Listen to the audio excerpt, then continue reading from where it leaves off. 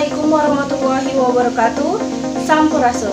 Wilujeng sonten pamirsa patepang deui sareng simkuring Ania Sri Latifah dina warta It's One Science menyajikan informasi aktual sareng faktual edisi Kaping Rebo 23 November 2020.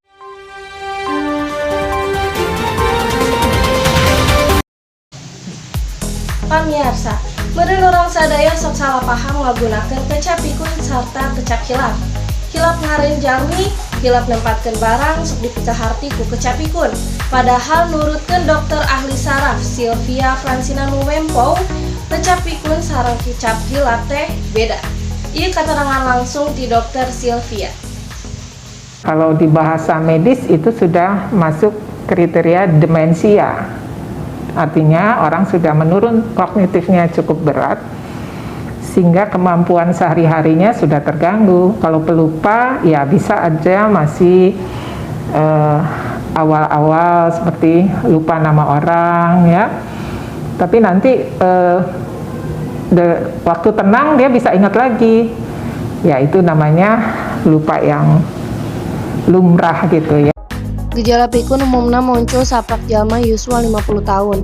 Di negara maju, pikun umumna disebabkan ku penyakit degeneratif, khususnya penyakit Alzheimer. Penyakit Alzheimer disebabkan ku munculna protein beta amiloid anu ngaruksak pusat sel-sel saraf tina otak. Salah sahiji gejalana nyaeta demensia. Misalna teu tiasa inget kana memori anyar. Salian protein beta amiloid nu tiasa nimbulkeun panuaan otak, pikun oge disebabkeun ku rupa-rupa faktor ngeunaan gaya hirup saperti pola makan nu kaya lemak sareng kurang olahraga. Nya pamirsa, nyegah pikun kedah dilakukeun ti leuletik. Upami tos aya gejala klinis saperti demensia, pangobatan pikun bakal susah dilakukeunana. Kusabab kitu ieu aya babaraha tips jang nyegah pikun di Dokter Sylvia Nuwempo. Lakukan olahraga rutin intensitasna 150 menit per minggon khusus jang olahraga ringan, serta 75 menit jang olahraga berat.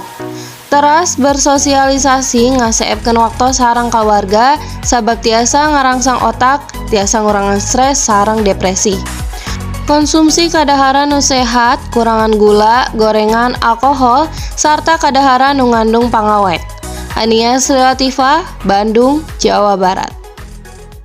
Rupina sakitu warta anu tiasa kadugikeun ku simkuring ka pamirsa sadayana.